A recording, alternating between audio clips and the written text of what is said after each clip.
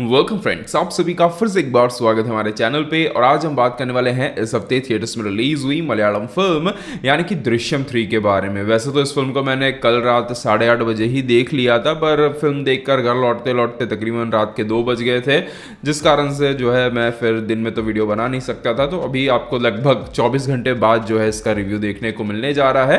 तो बात करें इस फिल्म के बारे में, तो देखिए, अगर आपने कुछ अपडेट्स और डायरेक्टर साहब की कुछ स्टेटमेंट्स वगैरह को अगर फॉलो किया होगा तो इससे ये क्लियर हो गया था पहले से ही कि फिल्म के क्लाइमैक्स के ऊपर ही जो है इस पूरी फिल्म को डेवलप किया गया था। मतलब डायरेक्टर साहब ने खुद कहा था कि क्लाइमैक्स का आइडिया सबसे पहले आया था, मैंने आइडिया नरेट किया था और उसके बाद जो है मोहनलाल जी ने ओके बोला और बाद में जो है फिल्म को डेवलप करना जो है स्टार्ट किया गया था। और जब फिल्म मैंने देखी तो उसको देखकर भी मुझे यही फील हुआ कि इस फिल्म की अगर सबसे बड़ी कोई हाईलाइट है, इस फिल्म का जो सबसे कोई बहुत बड़ा पॉजिटिव पॉइंट है, तो वो है इसका क्लाइमैक्स। क्लाइमैक्स के अंदर जो चीजें देखने को मिलती हैं वो मैं कह सकता हूं कि अनएक्सपेक्टेड थी।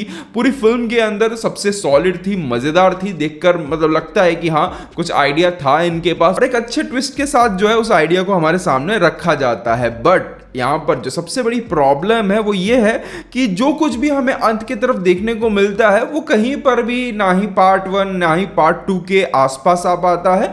और at the same time film का जो रन टाइम है, जो कि तकरीबन 2 घंटे 45 मिनट के आसपास का जो रन टाइम है, उस रन टाइम को भी जो है वो चीजें जस्टिफाई नहीं कर पाती है। मतलब ठीक है, मतलब इतना लंबा, मतलब 2 घंटे 45 मिनट हम बैठे एक स्लो ट्रीटमेंट के साथ एक फिल्म देख रहे हैं, तो उसके बाद एक ट्विस्ट के साथ, एक मोमेंट के साथ जो एक सेटिस्फेक्शन मिलना चाहिए था वो ये फिल्म देने में जो है कहीं ना कहीं चूक जाती है। फिल्म के फर्स्ट हाफ की अगर बात करें तो फिल्म का फर्स्ट हाफ ऑलमोस्ट फ्लैट सा ही जाता है। मतलब फर्स्ट हाफ के अंदर ऐसा कुछ खास नहीं होता है जो हमारा इंटरेस्ट जो है फिल्म के अंदर बनाए रखे। हाँ, शुरुआत काफी अच्छी होती है, जिस तरीके से मोहनलाल जी का जो कैरेक्टर है जॉर्ज कुट्टी का, उसकी फिल्म रिलीज हो रही है, उसका जो रिस्पांस है, उस रिस्पांस के बाद ये मतलब जॉर्ज कुट्टी का कैरेक्टर जिस तरीके से मतलब उस पर रिएक्ट कर रहा है, जिस तरीके से वो उन सभी चीजों को प्रोसेस करने में जो है थोड़ा सा मतलब प्रॉब्लम हो रही है उसे, ये सब चीज़ें किस तरीके से हैंडल की जाएंगी। एक डाइनिंग टेबल पर बैठकर एक सीन है उनका, वहाँ पर जिस तरीके से वो रिएक्ट करते हैं चीज़ों के साथ,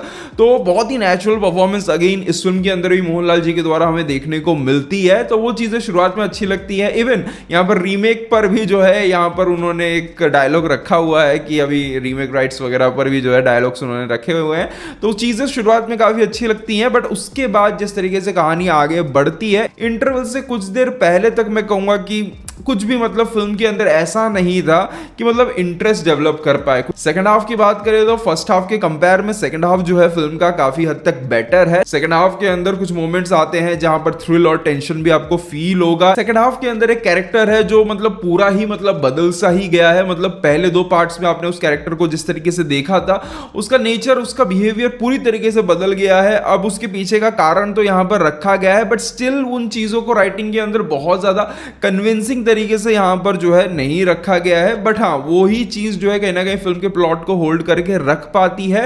अब देखिए, फिल्म के अंदर अगर मैं बात करूं जो एक और चीज जो मुझे थोड़ी सी खली वो ये थी कि देखिए यहां पर फिल्म के अंदर ये फिल्म जो है इस बार थ्रिल से ज्यादा बहुत ज्यादा ड्रामा पर डिपेंड करती है। बट प्रॉब्लम ये है कि यहां पर भी जो ड्रामा है वो मोहनलाल जी के कैरेक्टर तक ही सीमित रह जाता है। मतलब फिल्म के अंदर दूसरा ऐसा कोई कैरेक्टर नहीं है जो अपनी छाप छोड़ पाने में जो है कामयाब हो पाया हो। हाँ, इंटरवल पर जो बंदा आता है, जिसकी एंट्री होती है, वो कैरेक्टर है थोड़ा बहुत, बट स्टिल उस तरीके का इंपैक्ट वो कैरेक्टर यहां पर नहीं बना पाता है। वहीं दूसरी तरफ मोहनलाल जी को देखोगे तो उनके एक एक चीज में, मतलब इमोशंस से लेकर जो भी मेंटल स्टेट है उनका, हर एक चीज में परफॉर्मेंस के अंदर वो बारीकी देखने को मिलती है। बट बाकी जितने भी एक्टर्स हैं उनके द्वारा ऐसा कुछ परफॉर्मेंस नहीं है, उनके कैरेक्टर को ऐसा कुछ लिखा नहीं गया है कि देखकर मतलब कोई इंटरेस्ट बनेगा। तो यहाँ पर ड्रामा भी जो है मैं कह सकता हूँ कि इंटरनल लेवल पर ही जो है जॉर्ज कुट्टी तक ही सीमित रहता है, पर फिल्म के अंदर उतना सॉलिड जो है फील नहीं हो पाता है। और यही एक कारण है कि फिल्म उस तरीके की पकड़ जो है यहाँ पर 2 घंटे 45 मिनट के रन टाइम के अंदर